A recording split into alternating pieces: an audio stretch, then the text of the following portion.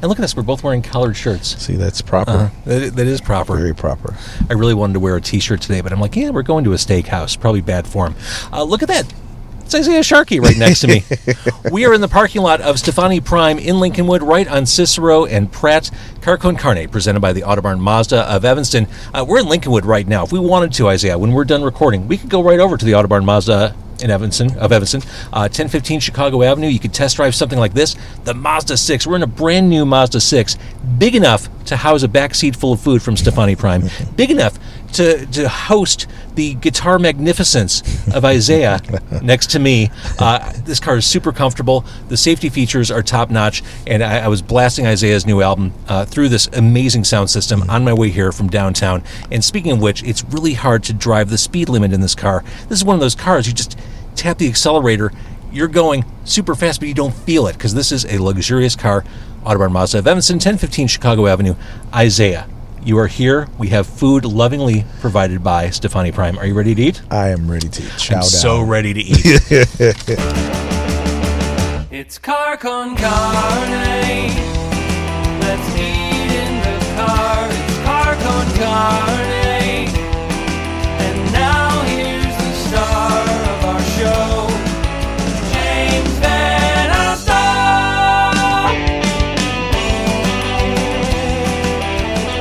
All right, so we're going to slowly bust out the food. For those who may not know who you are, Isaiah, first of all, you're a local dude. You're a Chicagoan. Yep.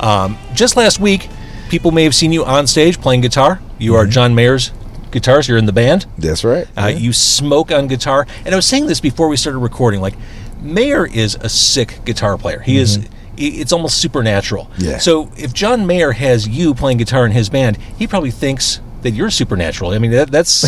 I mean, it's watching the two of you together. I mean, it's like wizards trading spells on stage. It's pretty fantastic. Yeah, it's a lot of fun. You know, we myself, John, and the other guitarist, David Ryan Harris, we kind of nerd out on gear and, you know, like I said, albums and artists that we love to listen to that were, you know, fantastic guitar players. So we all share that you know, that interest and love, you know. So well, and I know you have a voracious love of music, and to learn that, all you need to do is listen to the new album, which you just put out June 21st. June 21st. Yes. So it is Love is the Key, Cancerian Theme. Yeah.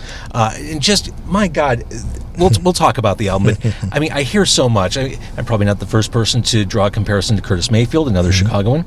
But I mean, I hear Talking Heads, I hear trip hop, I hear all kinds of stuff going on musically. Yeah, I grew up in a very, very diverse type of listening home, you know, with music, you know. So my grandfather owned a record store, and then where was that? That was in like north side of Chicago, and what was it called? It was called Sharkey's, actually. Okay. Back in the early '80s, and for whatever reason, my grandfather didn't keep the record store, and my dad was able to get all those records. Oh man! And so he had. So for a young kid like you, like being able to dive into all those crates. Oh man, my dad would play records all the time, and we'd sit up and listen to stuff from Pink Floyd to Led Zeppelin to, you know, Jimmy Smith to Jimi Hendrix to, I mean, Steely Dan, Toto, you name it, we were listening to it. Best Steely Dan album? Ooh, most people would say Asia. Most people would. I wouldn't.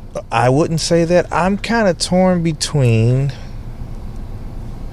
Pretzel Logic and Katie Lied. I was going Royal Scam. Royal Scam is a great album. Kid Charlemagne. Loved it. I loved it. I actually, everything you did on that album I really love. I actually did a remake of that I never released, actually. Well, the good news is, Isaiah, you earned the right to have dinner. All right, we're just going to bring this back. This is going to actually puncture a lung or something. Oh yeah, knock one of my teeth out. But it's all good. Isaiah, why do you have to come off the road? Well, I was doing a podcast in a car, and we were eating in the... All right, so again, I want to thank Stefani Prime. The food here, the menu is exemplary. And what's nice about this place, I mentioned it's at Skokie Boulevard, or Cicero, and Pratt. It's really well positioned because there aren't a lot of higher-end restaurants in this area. The nearest steakhouse is maybe in Wilmette. Plenty of stuff in Chicago, but for this suburban area, it is really limited. So this is a great central location. It's right off the Edens, in between Peterson and Tui. And can you smell this? It smells absolutely incredible. So this is I want to say risotto. Yeah. But he pronounced it risotto. Risotto. Right. He did that whole like chef restaurant owner thing. Risotto. Yes. And did you say it's a 4 cheese risotto? 4 cheese. Yes. Mm-hmm. I'm going to let you dig into this, but I want to show it off. Oh, stop wow! Look it, at that! Look at that! That's beautiful. I don't know. And it smells just as great as it looks. It's also piping hot. I think I just burned off my fingerprints. Grab this if you can. I'm going to get you a setup. All right. This is great. Oh, look at this. Cloth napkins. How about that? Thank you. The podcast is really going places when there are cloth napkins in the car. I may steal a forkful of that. That's all good. Oh, good. It smells so good. So he also brought us, he told us to go in reverse order. So however he packed it, there's a steak sandwich in here. We're going to bust this open and look at this. Look at that. I have risotto on my hands. Yeah, I'll take a little forkful myself. Let's see here. Okay, so this is the steak sandwich. And I don't, This is pretty nice. And here's the thing, you can sweat out an entire meal from Stefani Prime on stage in one night. Like, I'm not worried about you. 2-hour show, yeah, that'd be all right. I'm not worried about me. I'm a little concerned with. I'm going to have some of the steak sandwiches. You try the risotto. I want to try this. Yeah, see what this is like. Let's see. Mm-hmm. Oh my goodness, this is incredible. It looks so good, dude. Yeah, this is incredible. You gotta. Mm-hmm. Let's jump around a little bit. Okay.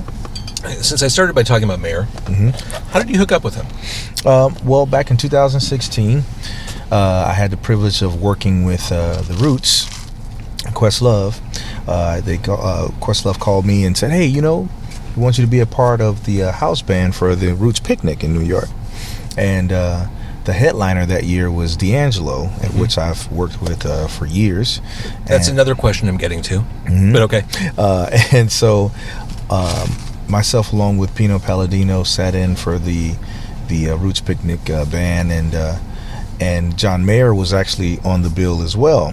And so I was told that John really liked D'Angelo. He was a big fan, and he always wanted to work with him and jam with him. So they made that happen that year.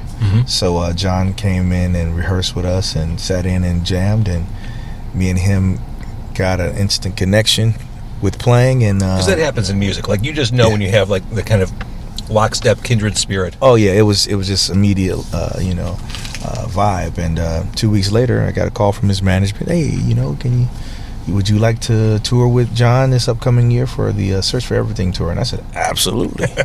Why not? So done. Yeah. One thing I like about what Mayer does on stage, and maybe this is from him being with the Dead, but the set list changes every night. So if you're going to 2 nights in a row at the United Center, you're not getting the same show. There'll be some overlap. But I think it's fun for the artist, but it's fun for the fans too, that unpredictability, because we live in a time when you can pull up on setlist.fm every set list from every show every night, and you know what to expect. Exactly, and you have like YouTube, which is great, but a lot of times it kind of spoils the actual experience, the live experience, because you almost have to change it up, to make every night something special and different for people who actually paid tickets and came for the experience. So I like being surprised as a fan, but I also can't resist if the information's out there. Right. I'm going to see Iron Maiden on Thursday. I know exactly what they're going to play, start to finish. Yeah. And I hate myself for knowing it. But I couldn't hold back. Yeah, it's a win-lose type of thing. It's a give and take type of thing with the technology and resources we have these days. But yeah, set list changes, and it keeps it really, like you said, keeps it really exciting. How does it feel to play the United Center? Oh man, it's amazing.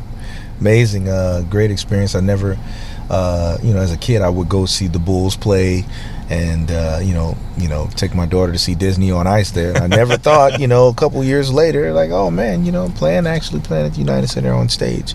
So it's really cool, and it's hometown. It's surreal, right? And do you have time when you're on tour to just kind of take in being home, or do you have to wait till you're off the road? Kind of a little bit of both. I try to stay connected to home as much as possible on the road. Right. Calling my family, checking on my daughter, and and all those things like that, and checking in, and yeah, so you get a little bit of both. That's right. I don't mean to keep you from No, eating. that's all right. It's all right. It's all right. Another thing I like about the mayor sets, covers. You're a fan of all kinds of music. Clearly, he is too. Yes. And you get to kind of stretch out and do a Prince cover one night, a Petty cover the other night. That's right. That's kind of fun. It is. And what he will do, we'll get an email the night before. Check out this tune. We'll go over it in sound check. See how it goes. Oh, we'll go over a couple times. That's great. And we'll do it that night. So it's really, really cool. One more mayor question. I've only met him a couple times, and it's been a while. But can you confirm that he's the tallest man in rock? I think he is. I really think he is. Not too far from Shaquille O'Neal. No, I'm just kidding. But yeah, he's a pretty tall guy. I think 6'5", maybe. That's 6'4", 6'5". That's pretty tall. This has been discussed before, but as a Chicagoan, people kind of label you as almost like a child prodigy. You were out there. You're putting yourself out there musically from an early age. How early were you when you started gigging? I started gigging probably when I was about 12 or 13. Started doing gigs at we would call them outings at church, but I would do a lot of choir concerts. Because I grew up playing with my dad and my brothers in church, and so guest choirs would come, and sometimes they would have celebrity gospel artists come and perform at special events at the church, and so I would play, and they would hear me and say, "Oh, I wanted that kid to come play with me." So I would play with another choir, and then play with another choir, and then eventually play with a gospel artist, and then it just kind of stemmed from that. Are you a spiritual dude? I am a very spiritual guy. Yeah, not so much religious, but spiritual. Fair enough. Grew up in church for sure. And you grew up in the Cabrini area? I grew up. I lived in Cabrini area since I was born in Cabrini Green, and then I moved to Maywood, Illinois, at the age of 10. What do you remember? Cabrini, obviously, storied history, violence, crime. Yeah. Scary stuff. Yeah. And it's certainly not the kind of environment that most kids graduate out of. Right. Yeah. I grew up seeing a lot of little different things that was disturbing for a child and for anyone Yeah. in fact that would live in that area. Seeing a lot of gang activity and a lot of violence and stuff like that. But my mother and father did a great job with me and my brothers and sisters, keeping us out of trouble. We all never were in gangs or never sold drugs or anything like that, and they kept us going to church and kept us rooted and grounded, and eventually got us from out of that area and moved us to a kind of milder area, So I love hearing that. So parenting goes a long way. Oh man, yeah. My parents. Do you take lessons from your parents into your parenting? I do. Yes, I do. And then I find myself, when you're a kid, you're kind of like, I don't understand my parents. I don't understand why they do this. And then you get older, a little older, and have your own children. It's like, I'm acting like my parents. It happens. Like, oh It man, totally I'm my happens. dad now. Yeah. So. Let's talk about "Love Is the Key," the new album. I hinted towards just this bouillabaisse of sounds. I hate to use the word influences, but you throw a lot of stuff out there. But more importantly, I think as I listen to this album, there is some serious baby-making music happening on this album. I feel like I got pregnant just listening to it on the way here. I'm going to name it after you, obviously. That's great. Hey, Isaac or Isaiah? Or just plain Zay? Like Time, Eternal Flame. Yes. These are like turn the lights down low. Yes. Kind of very jams. Intentional. Very intentional. I got into this whole thing of listening to Marvin Gaye's "I Want You" album, and that's one of my favorite albums of all time. And got in that phase, listened to him and that album, and also what's the album? Well, just all of the Isley Brothers stuff. And so I was like, wow, I was fascinated. I'm like, man, I want to. It just got me in that mode and that spirit to create that type of music. So yeah, that was the goal. But there's not enough of that. I think it's not enough love songs out there. Well, and it's no accident the word love is in your two albums. Yeah. Well, I mean, the world needs love, right? So, I no argument. And so I always feel like there needs to be some type of stream, line of that topic of love, So Going back to that title track, I remember listening to that for the first time, and I'm like, oh my gosh, what's happening here? Like, it just, it really grabbed me. That soulful sound, to me, a very 70s sound. Yeah. And then we get a good taste of your guitar playing, especially towards the end of that song. Yeah. But man, that's a great way to come out of the gate. Oh yeah, it's part of my upbringing. Again, Curtis Mayfield. It was that song, and Love is the Key was definitely inspired by Curtis Mayfield, and actually just the whole Northside R&B soul sound of the 60s and 70s. My father and his brothers and cousins had groups in that same area, and Curtis Mayfield was not only from Chicago, but he's from the area that I grew up in. Right. And so that area had a particular sound that I've always been familiar with, and so definitely influenced, but something that I just can't help. It comes out that way, just comes out that way. Speaking of spirituality, speaking of your guitar playing, let's talk a little bit about Amen, because this is the opposite of those slow jam love songs. This is just in your face. Yeah, it's just it's an ode to God. It's an ode to being aware of yourself and being conscious of spirituality and being one with our Creator. But what's interesting, there's rock and hip hop. It's almost an aggressive sounding song. Yeah. In comparison to the other songs. Yeah, it's to me, it puts me in the spirit of Maggot Brain by Funkadelic. I was going to say, you could find some Clinton hints. Yes. It also reminds me of like Jay Dilla from Detroit.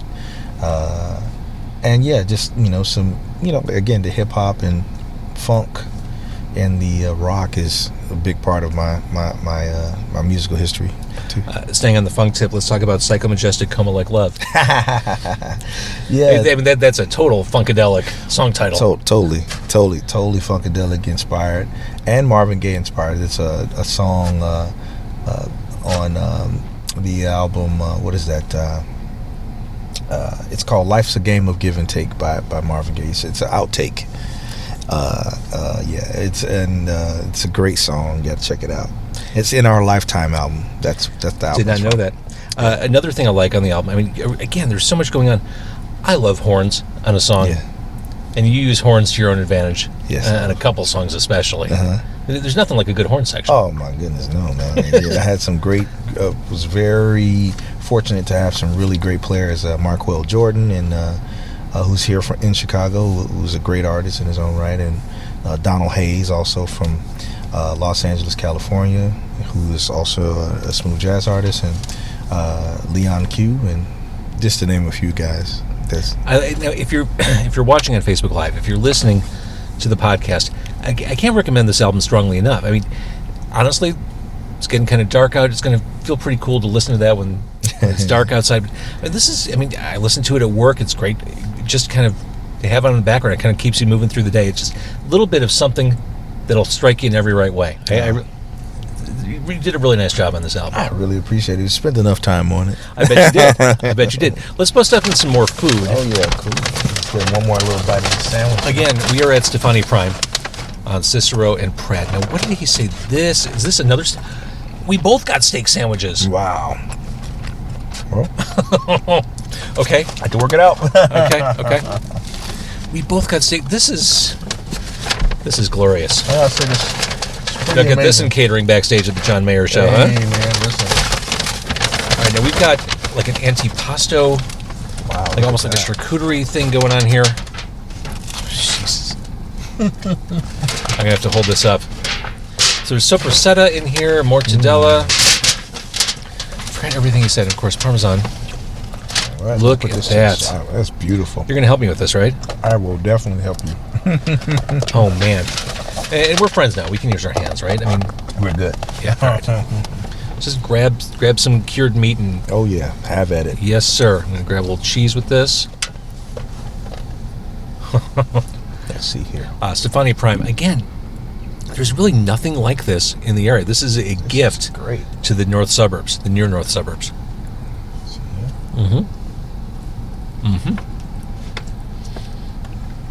That's beautiful. That's nice. Oh my God. Wow. That's great. I'm getting to a question. So, you won a Grammy for your work on D'Angelo's album. What was that, 2014?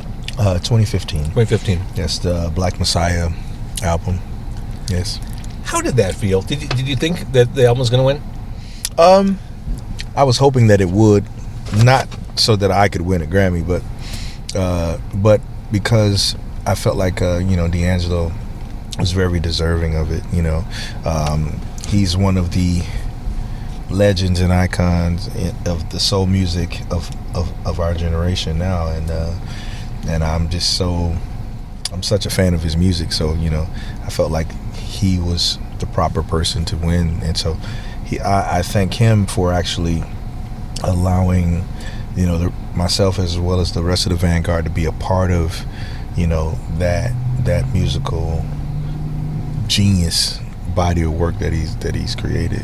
So the challenge I have, Isaiah, when I talk to you, it's too easy to talk about the people you're working with, like D'Angelo and Mayer, and that's why I want to stress this latest solo album is so good. I mean, you're such a spectacular solo artist, but it's hard not to acknowledge that, oh, you won a Grammy for your work with D'Angelo. Oh, you're currently on tour with John Mayer. I mean, it's hard not to acknowledge that stuff. I mean, it's definitely a beautiful accomplishment, and I'm very grateful for it, and I've learned a lot from those situations that helped me, make decisions with recording decisions, techniques, and just learning, what it is that I need to do to make, things quality and all those different things like that. So definitely learn a lot. All right, so looking ahead, the Mayer tour is paused for right now. It resumes in September, so you're going back on the road.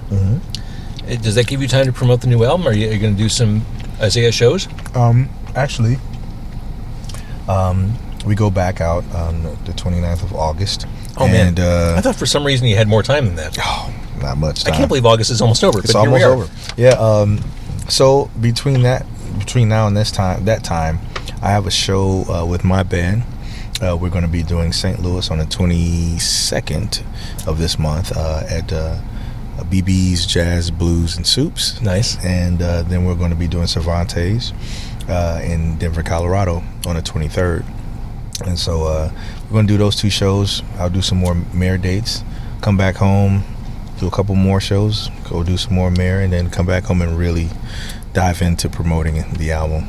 Here, and everywhere else. Because I'm not hearing a Chicago date as you're talking about all these plans. Well, September, we are planning on having a date, at Joe's on Weed Street. Oh, perfect. So, we're still working it out, but I'm sure it'll happen. I will be there. I look forward to seeing you. Please do. Please be there. I'm not worried about a crowd showing up. But all right, Isaiah, thank you for doing this. No problem, man. I don't want to say your career trajectory is falling down, but you won a Grammy. You were on stage at the United Center for 2 nights with Mayer, and now you're sitting in a stranger's car in a parking lot. That's feeding me. That's true. No, I'm just kidding. That's true. But thank you. You're an amazing, talented dude. I really appreciate hanging with you. Car Con Carne presented by the Autobarn Mazda of Evanston, 1015 Chicago Avenue. I want to thank our new friends at Stefani Prime. We'll come back here, right? Absolutely. Did you see they've got like a fire pit, outdoor dining thing with like torches and stuff? I got to check it out. Oh my gosh. I saw it. I got to go experience it now. If I'm going to have a steak and a man cocktail, that's where I want to be sitting. That's it. Anyway, thank you for watching on Facebook Live or YouTube or wherever you're watching. Thank you for listening. Thank you for being Isaiah.